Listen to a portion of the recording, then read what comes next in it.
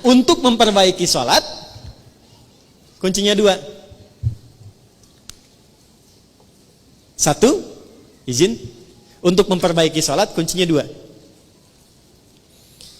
Satu, selalu bermohon kepada Allah untuk mendapatkan rahmatnya dalam sholat. Saya ulang ya. Selalu bermohon kepada Allah untuk mendapat rahmat Allah dalam sholat. Itu ada di Quran surah ke-2 Al-Baqarah ayat 45 sampai 46. Sudah? Saya merasakan sekarang jarang ada orang sholat dengan menggunakan rumus Quran itu. Yang penting sudah sholat gitu kan? Ya. Ibu pernah nggak mengharap rahmat Allah sebelum sholat? Supaya dirahmati dalam sholat? Pernah nggak? Ya? Coba deh. Makanya ibu masuk masjid ya. Kalau masuk masjid itu doanya apa? Allahumma ftahli abwaba. Ya Allah, mohon bukakan untukku pintu-pintu rahmatmu. Tuh ya. Mau masuk udah diajari oleh Nabi. Jadi sebelum masuk masjid, saat langkah kaki kanan itu dilakukan, minta apa? Rahmat. Masjid fungsinya untuk apa yang pokok? Sholat. Jadi masuk masjid, fungsi yang pokok untuk sholat. Sebelum sholat minta lu rahmat Allah. Nah rahmat itu dibagi 3.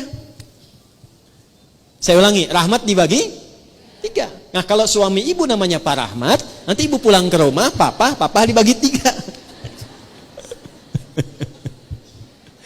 Udah, 1.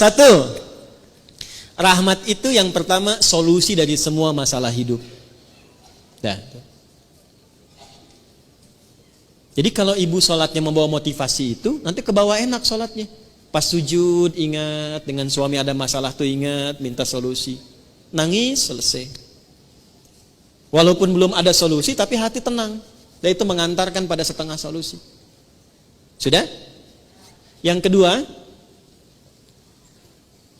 pelan-pelan, ampunan dari dosa. Ampunan dari dosa. Nah, di antara fungsi sholat yang paling pokok itu menggugurkan dosa-dosa. Makanya Allah ingin dari pagi ke siang ada dosa, gugur dosanya. Dari siang ke sore ada dosa, gugur dosanya. Makanya ketika diwafatkan dosanya sudah hilang, tinggal pulang dalam keadaan bersih, digambarkan dengan kain kafan yang putih. Nah itu fungsi sholat. Cuma apakah setiap orang sholat ada yang ingat dosa atau tidak, itu poinnya. Makanya tadi kalau dia sholat mengingat maksiatnya, gugur maksiat, gak akan maksiat lagi. Gak akan maksiat lagi. Ya, dan banyak orang ketika sujud itu justru pulangnya dalam keadaan mulia. Betapa banyak pelaku dosa besar justru cara pulangnya itu lewat sholat. Lewat sholat. Ada yang sujud gak bangun lagi. Insya Allah. Pengen begitu? Nanti zuhur ya, kan sekarang masih ada waktu tuh. Ada yang begitu tuh. Ya. Dan itu luar biasa indah. Ya, saya kan pernah cerita di sini juga kan. Ada seorang kakek, ini bukan ustadz bu. Saya ketemu orangnya. Itu orang sederhana, mungkin viral di langit tapi mungkin tak dikenal di dunia. Sederhana orangnya, nggak disebut kaya, biasa saja. Pakai kaos, cuma jagain masjid, azan. Hari Kamis itu, ba'da asar sedang puasa. Puasa sunnah loh. Di masjid nunggu buka. Cuman tiduran, merem-melek tuh. Diwafatkan di tempat yang beliau mengabdi di masjid dalam keadaan puasa. Ba'da asar menjelang maghrib, wafatnya cuman tiduran, merem-melek ngantuk meninggal. Hati-hati tuh belakang tuh, merem-melek.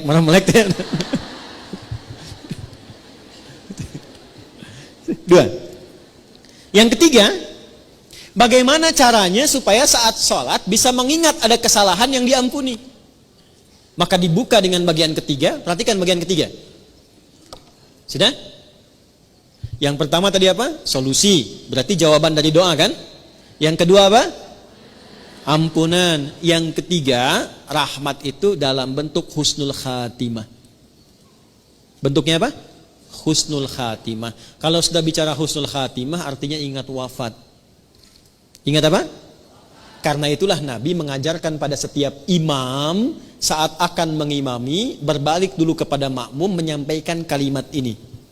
Para jamaah, kita akan sholat. Mohon hadirkan kehusyuan dan rasakan dalam sholat ini, mungkin ini sholat terakhir yang kita tunaikan dan boleh jadi kita akan wafat dalam sujud kita. Itu sunnah. Bahasa Arabnya sallu salatan muwadda. Jamaah, jadikan sholat ini sebagai sholat perpisahan kita untuk bertemu dengan Allah Subhanahu wa ta'ala. Pernah nggak merasakan begitu? Nah, makanya imam tidak harus pakai bahasa Arab, karena ini bahasa yang boleh disampaikan dengan bahasa Indonesia. Rapatkan saf, luruskan. Paham tidak? Istau, paham? Tidak. Makanya dijawab sudah tahu, gitu kan?